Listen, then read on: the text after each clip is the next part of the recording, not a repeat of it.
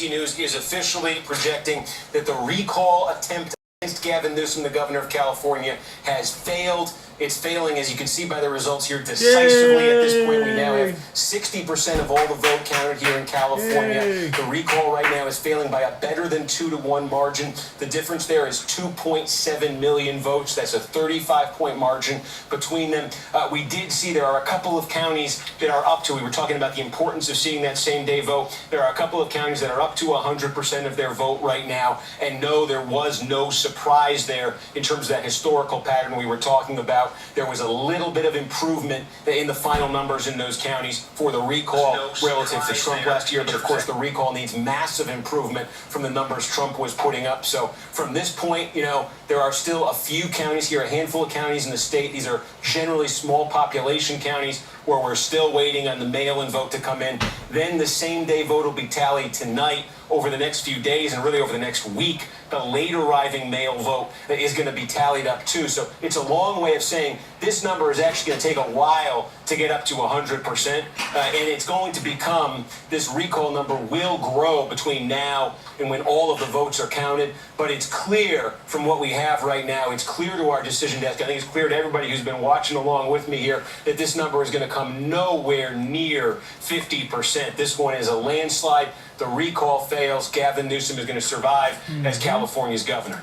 Yay! Congratulations, all right, Steve Gavin. Kornacki at the board with the results from our decision desk. So Mike Murphy, as our decision desk sees it, this is done and dusted, all over but the shouting and the final tallies of the same day vote. Mike, what did the recall of Gray Davis and the resulting placement of the Terminator in Sacramento, what did that have that this recall didn't have? Well, I was watching the numbers come in, and the truth is this thing has been dead for 3 months, and I'll tell you why as the guy who ran the last recall. L.A. County, big vital L.A. County, was split by 2% in the recall, because when you have a real recall, there's energy in all the parties to recall. You do very well with the client of the state or independent voters. You do very, very well if Republicans are out of power, but you chip off some Democrats. I mean, San Bernardino and Riverside down the Inland Empire, those were 70% counties. San Diego was a 64% yes county. So, we've kind of been doing play-by-play on a Globetrotters game here, and the reason it's been dead for so long, and now we've counted it and found that out, is California's changed. Since Arnold's recall, it was still a Democratic state, but the Republican registration in California is only up about 20,000 votes. The Democratic registration is up nearly over 3.5 million new votes. So the state has become much more Democratic. So that makes it even harder just based on tribalism, which is why you saw Bernie Sanders, Kamala Harris, President Biden, all coming just to make sure Democrats showed up, because normal would crush Republicans. Finally, when you have a candidate like a Schwarzenegger who's not about partisan politics, that keeps the focus of the election on the Democratic office holder they're unhappy with. This election became tribal because it became about Trump Republicans that really don't have their own identity. And so then it's blue versus red. And in California, particularly now, that's done and over with. So Gavin was in trouble, but he had a very blue safety harness that I think was always going to save him. And the story tonight, though these numbers will tighten, is still that it's going to be a pretty big, convincing victory for him. And he, of course, will make political hay out of that going forward. You oughta. To our viewers, just this note, it's obvious that in the right-hand side of your screen, that's a live picture from Sacramento. Note the banner does not mention Newsom. It is all about California Democrats, as they indeed have, according to our decision desk, been victorious in turning away this recall tonight. We're expecting the governor to speak, and when he does, we'll take it live. Mike, the tougher question for you to answer as we await that event, how is it that Larry Elder ended up as the Republican frontrunner, the man to beat among Republicans? Well, none of the candidates had really money or muscle or a base. In the beginning, Caitlyn Jenner was famous, I'm but gonna not. freeze this for a second. Folks, I want to add my own spin to this, because they're not California and they really don't understand how we got to a point of a recall.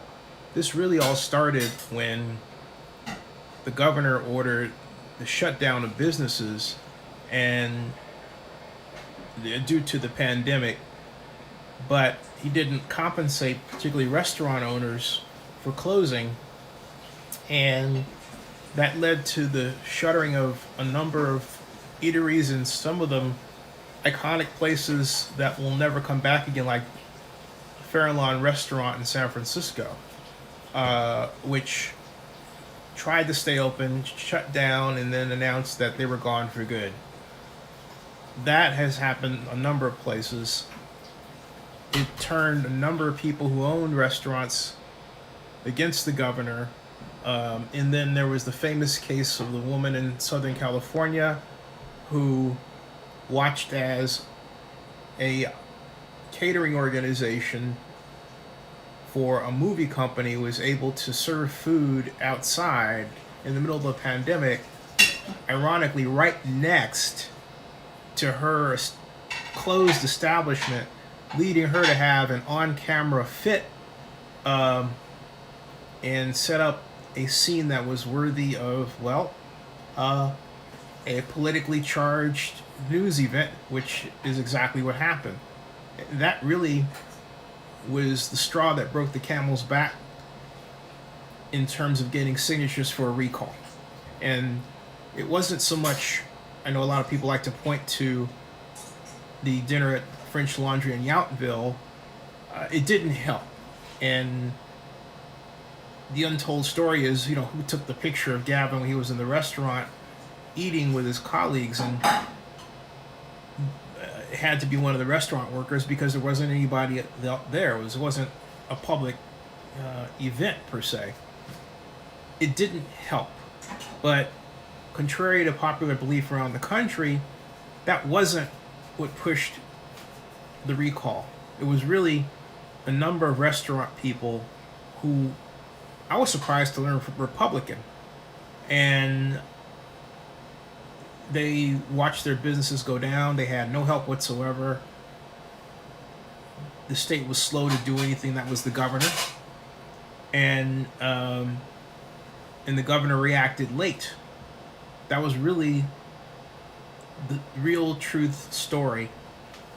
A number of people have misread this pandemic, thinking it'll go away, or that businesses had enough in reserve. And there was also not too much of a decrease in the thinking in California that if you have a business, you're automatically rich. In other words, of all the people who can sustain economic harm, you can because you have a business.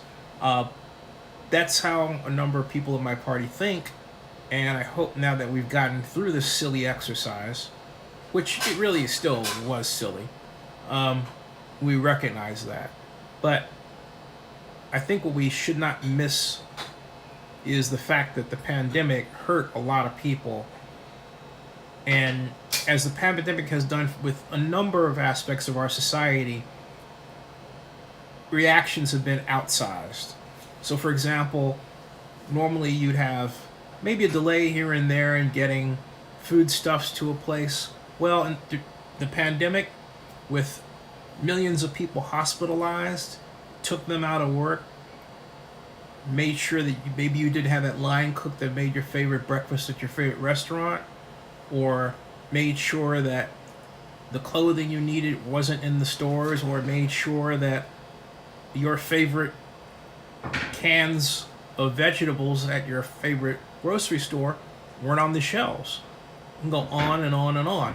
The pandemic basically echoed and exacerbated every problem we faced in our society, including how people would react to the pandemic itself. And so as a governor, you could not afford to not get money to people who need it. And that was a big problem. That was the real major problem. If you mess with someone's money, as they say on the street, you mess with them. And that was the big lesson. I don't think that's okay. That was the big lesson that was out there, because I've had a number of people, like we had Johnny Love Matheny on, famous San Francisco restaurant and bar owner, who was so angry and so suffering that he did something he's never done in his life. He went to protest on the street, and turn politically active in a way that even he said he never thought he'd see. So they were suffering. You had landlords who lost, in the case of a couple of friends of mine, $30,000 each, because of the pandemic and because the state wasn't compensating them, and yet saying to people, hey, don't pay your rent, we'll cover it later. And so a lot of landlords too were very upset with that up and down the state. It wasn't enough to make a change, but it was enough to get the signatures. People are saying, well, how did this happen? You know, how did it get on the ballot? That's what happened. Okay? That's what happened. I mean, again, a lot of people point at the French Laundry thing, and it wasn't. The French Laundry thing was sort of a meme for the entire problem, right? So anyway, let's go back to the broadcast, because Gavin should be starting at any moment now. Here's NBC, MSNBC right here with Mike Murphy. Not defined as a candidate, and she hired a bunch of Trump people and then disappeared with a campaign day. Larry Elder emerged because he's a fixture on talk radio, which is a good way to be famous among Republican primary voters.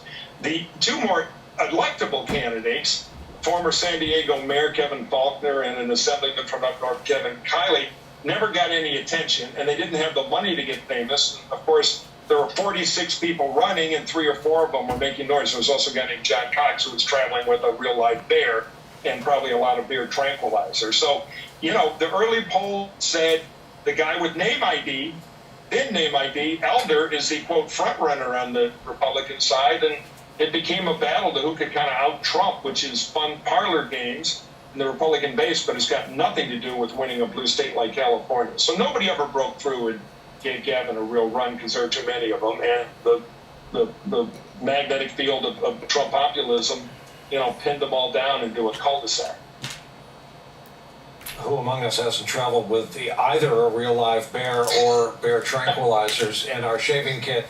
This is by way of saying to Phil Rucker and AB, hang with us. They're telling me if we don't take a break, they're going to turn the lights out or something. We'll take a brief break in our coverage. We will blow out of that break if we see the governor start to speak. Our special live coverage of this special election night in California continues right after this. Let's fast forward, folks, since I had actually taken a pause to give the real skinny as to how we got here with this now failed recall effort on the part of the GOP in California. Because the Republicans trying to take our democracy away, and that's my first dart at it. And all the Democrats, to me, should be sticking together instead of criticizing each other. Yeah, almost there, folks. Almost there. Corey Shelley says Trump-style politics goes down like a lead balloon in California recall. Yeah, that's a good way of putting it. Here we go. Tells them where this thing is headed, that the recall has been turned down. Governor Newsom will remain Governor Newsom in the state of California. Back to our guests. A.B. Stoddard, the ongoing Republican attack, very much on brand as part of Trumpism, on the integrity of elections. Somewhat famously, over the past 24 hours, websites went up announcing the Newsom victory. These are sponsored on the other side, announcing the Newsom victory and saying it was somehow compromised. How is that argument going to work when they win one? I was wondering the same thing today, Brian. It is remarkable that they couldn't just hold the button until the actual results came in. But this is... It's sad because even though it seems so funny, the free speech rights of Donald Trump have allowed, for the situation that we're in, where millions and millions of Americans believe him that he lost the last election, and he has so much ever since eroded the trust in the system that people have. If you look at what's happened since, Republicans need to know there are two things at play here. the membership fee for participation in Donald Trump's Republican Party is that you have to always back the big lie, and you have to, be a 1/6 truther. But when it comes to any other election, he will, even if you don't agree with him, whether it's the Georgia runoffs in the Senate, January 5, or Larry Elder's attempt in the recall election in California, he will suppress the Republican vote by coming out and saying in advance, it's all rigged, just like the 2020 election, and it's all a joke, and thereby keep the voters Republicans need to turn out at home. So if you're a candidate, you just need to know going forward in the Republican Party, you have to back the big lie, and then when your ballot comes due, the president can be counted on, the former president, to come out and tell the voters that it's all a joke anyway, and the whole thing is rigged. Unbelievable stuff, but so on brand for both 2020 and 2021, AB. Hey, Phil, thank you for your patience as well. Dual construction here on this question. How important, according to your reporting and just your feel of the situation, was Biden to making sure Newsom prevailed? And how important is it to Biden and his agenda that indeed Newsom prevailed? Yeah. Real important. You know, Brian, I think it's important for Newsom that Biden took that trip out to Long Beach, California for that big rally last night because it reminded the Democratic faithful in California that this is not some throwaway election, but that it could have profound consequences. Remember, Biden was reminding voters in California that Larry Elder, the leading Republican candidate to replace Newsom, was as close to a Trump clone as you could have. They were trying to nationalize this election and make Democrats in California fearful that if Newsom were recalled and a Republican were to take his place, it would not be an Arnold Schwarzenegger-style Republican, but rather it would be a Donald Trump-style Republican. Now, to the second piece of your question, it's always difficult, of course, to nationalize elections that play out in an individual state, especially one as unique and as heavily Democratic as California. That said, there's a clear takeaway from this result regarding COVID, because Biden right now is facing a highly partisan, politicized environment in reaction to the mandates that he instituted last week federally for the COVID vaccine and his strong advocacy for mask usage. And what we're seeing in the exit polling and also in the raw results in California is overwhelming support from the voters there for wearing masks, for vaccinations, and of course for the strict protocols, the health safety measures that Governor Newsom has put in place in the state of California. Hey, Mike Murphy, quick one for you. Elder is a Trumper. We should just state that plainly. There's no other way to put it. Is there a danger to running a Trumper in he was the statewide frontrunner among Republicans? Could it hurt or erode Republican chances for suburban vote in 2022 in California? Yeah, I mean, the truth is, again, this is such a Democratic land here. The Republicans are no longer viable statewide. And, we have lab experiment number 84 here to prove that. But, if I were the Republican Senate campaign committee wanting to win a Pennsylvania where the Philly suburbs are so critical, wanting to win Arizona and pick that seat, we have a formula now that elects Democrats, and Trump's a big part of it. And so, as long as Trump runs wild, we have a brand problem in the suburbs. And while the House may be going our way for a lot of reasons outside of messaging, if they want to win the Senate, time for a change-up, because Trump is an anchor, and California is a sign of that, even though it's not a very viable state for the Republicans. Our man at this Newsom California Democratic Party event in Sacramento is Jacob Soboroff, who over the past 2 days of coverage has interviewed both Elder and the still incumbent governor. Jacob, what's going on there that we can't see?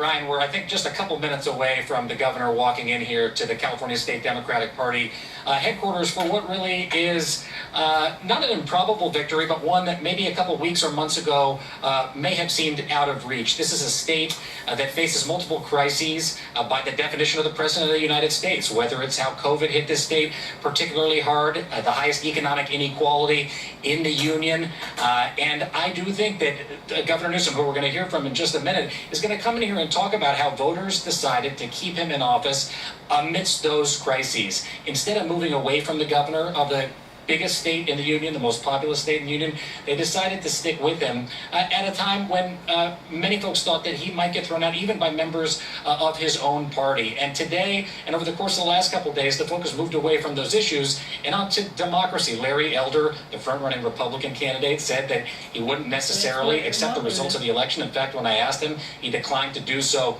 outright. And today, when I spoke with Governor Newsom, he told me, point blank, win or lose, he would accept those results. It looks like tonight he's going to have the chance to accept those results. And I think probably within the next minute or two, I'm just watching his vehicles pull up in the distance, Brian.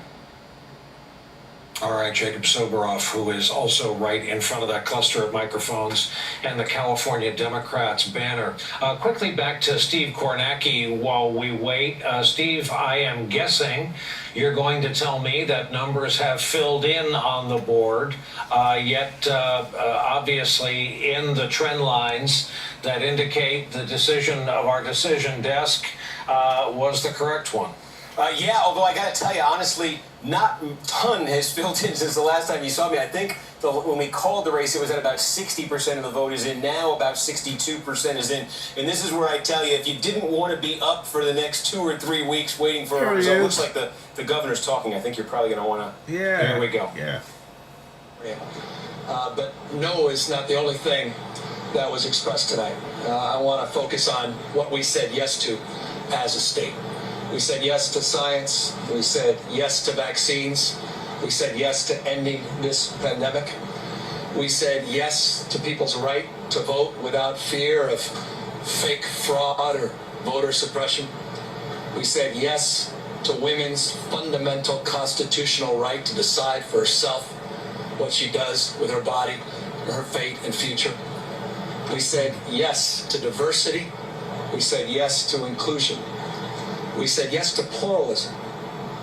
We said yes to all those things that we hold dear as Californians, and I would argue as Americans. Economic justice, social justice, racial justice, environmental justice, our values where California's made so much progress. All of those things were on the ballot this evening.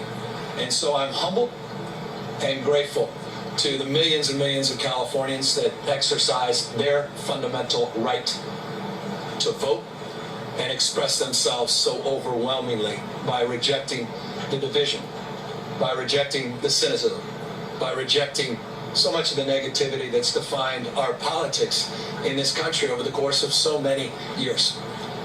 I just think of our kids watching all of this. Nightly news, day in and day out.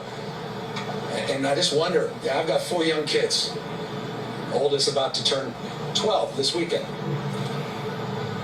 And what they're growing up to. You know, in a world where we're so divided, these kids increasingly fearful, isolated, disconnected. And we're teaching them that. Yep. And it doesn't have to be that way. I think we owe our kids a deeper sense of respect, and all of us as adults a responsibility to disregard this false separateness. We're so much more in common as a state and a nation than we give ourselves credit for. I've been all over the state of California over the last many years, but notably the last 9 months. Conservative parts of the state, progressive parts of the state, folks that I know are going to vote no, and votes that I knew were going to vote yes on this recall, and turned out to do just that. But one thing that's universal, everybody wants to be respected. Everyone wants to feel some connection to one another. Yep. We all certainly in this pandemic want to feel safe, protected. And those are universal values. And I think about just in the last few days, and the former president put out saying this election was rigged. The democracy is not a football. You don't throw it around. Serious stuff. It's more like a, I don't know, antique vase. You can drop it and smash it in a million different pieces. And that's what we're capable of doing if we don't stand up to meet the moment and push back. I said this many, many times on the campaign trail. You know, we may have defeated Trump, but Trumpism is not dead in this country. The big lie, the January 6th insurrection, all the voting suppression efforts that are happening all across this country, what's happening, the assault on fundamental rights, constitutionally protected rights of women and girls. It's a remarkable moment in our nation's history. But I'm reminded of something, I don't know, a few decades ago, someone told me when describing a difficult and challenging moment, said, the world is too small, our time is too short, and our wisdom is too limited to win fleeting victories at other people's expenses. Right. And he went on to say, we must all triumph together. So in that spirit I like this guy. of recognizing and reconciling this moment and trying to understand what's going on, not just here in the state, but all across the United States of America, I just want to say this.